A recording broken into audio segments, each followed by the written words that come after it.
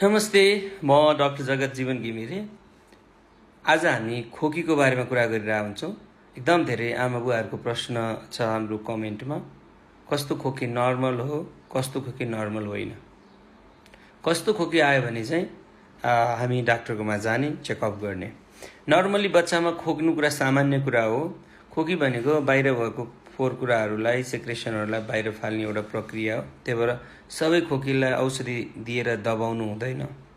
तर कस्तो कस्तो खोकीलाई उपचार गर्ने त?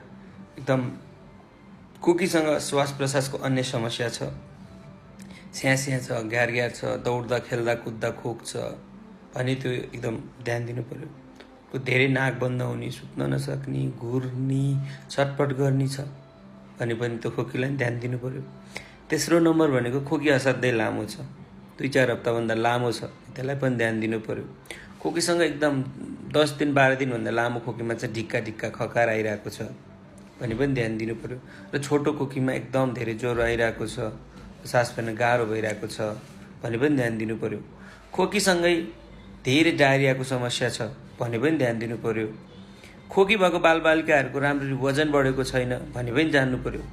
घरमा कसैलाई टिबी भएको थियो, बच्चाले खोक्न थाल्यो भने पनि ध्यान दिनु पर्यो। यी कुराहरूमा चाहिँ हामीले चाहिँ ध्यान दिनुपर्ने जस्तो लाग्छ है त। हस्, नमस्ते।